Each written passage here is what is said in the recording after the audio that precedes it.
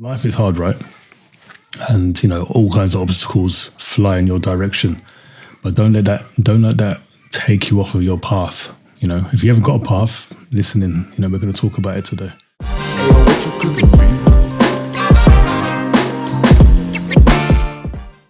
The things that you have don't make you. The job that you have doesn't make you. We're talking about what's your North Star, what you're walking towards, and how important it is, in the life that we're living now, to have something that your guiding principle, something that you're walking towards, something that you stand by, and something that you're doing for yourself. Me personally, I feel like without having a purpose, you're almost lost in the wind. You don't know what you don't know what you're doing. You're just here.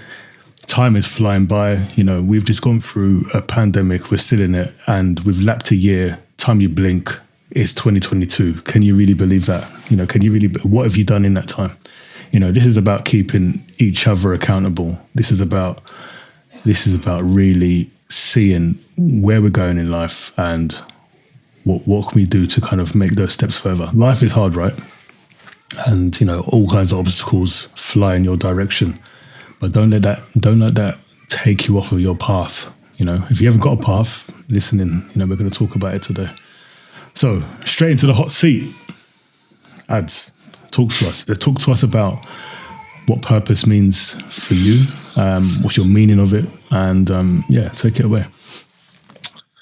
Yeah, do you know what? This topic is dear to me, 100%. Because I believe purpose is about, or purpose is the one thing that as human beings can keep us going. And so there's many things that happen, right, in our lives. Some that we know, some that cause uncertainty. We plan.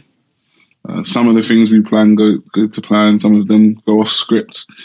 And the one thing that can kind of keep us moving forward is if we have, like you called out, a North Star and a purpose. Even in a situation where you elevated through all the bad, you now get to a point where you're faced with good and good. And so you have to make a choice as to which good is best for you. And so actually that can only be navigated with properly if you have purpose. And so what is purpose, or what is my view of purpose?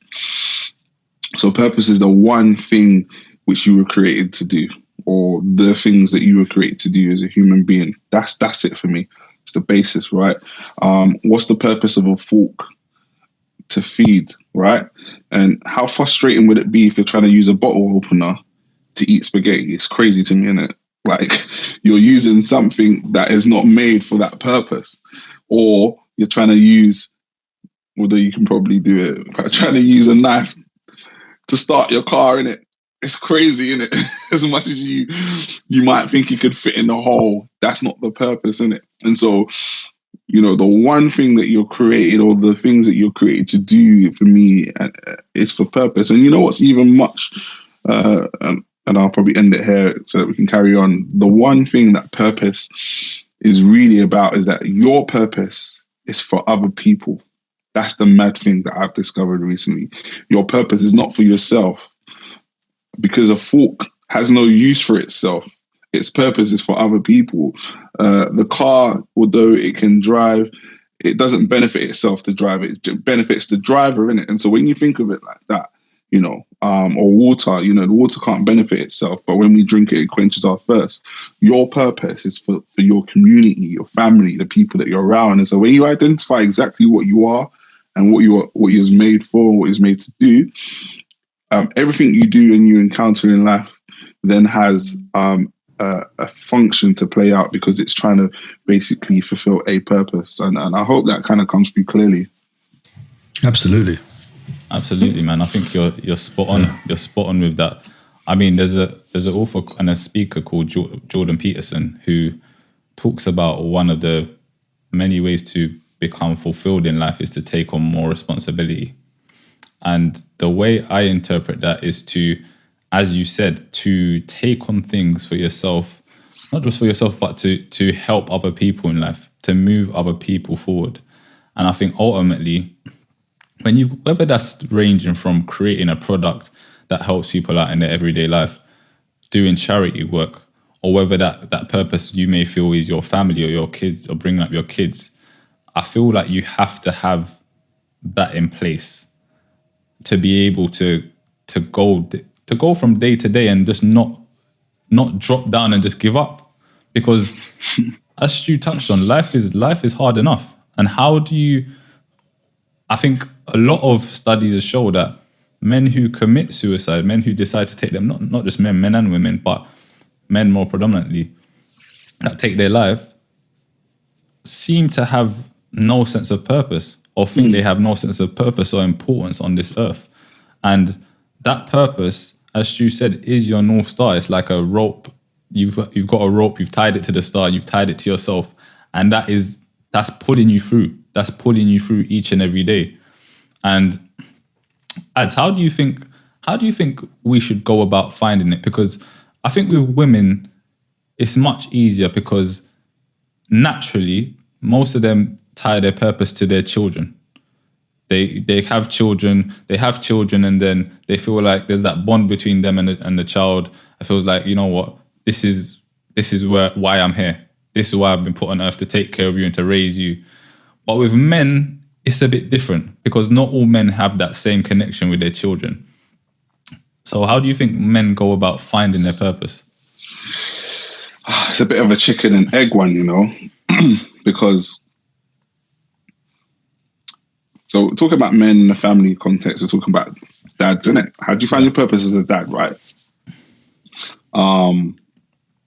So I went on a journey over 3 years, basically, trying to really find my purpose in life, but also it's my consideration that if I found my purpose in life, it will then sort out all the other things I have, because it will all link to that. So purpose as a dad, purpose as in my work, purpose like in my church and everything else.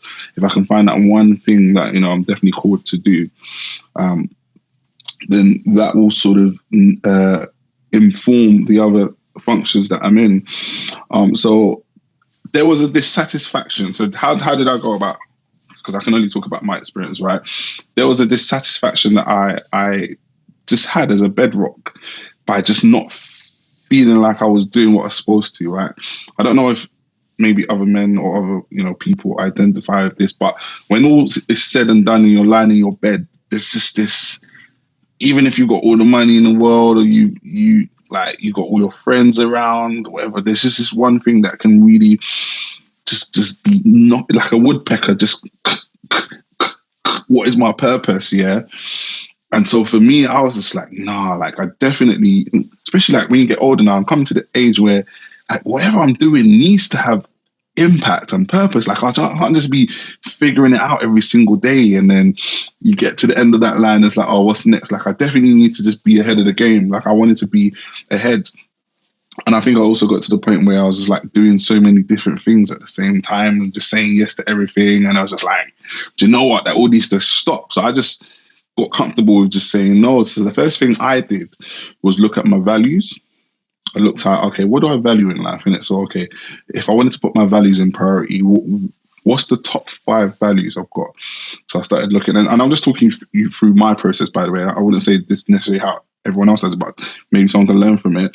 So I said, all right, cool. So definitely my faith is number one. Like my faith in God is there, in it. And then I say I value family. So what does that actually mean? Like if I say, okay, family is next, you know what I'm saying?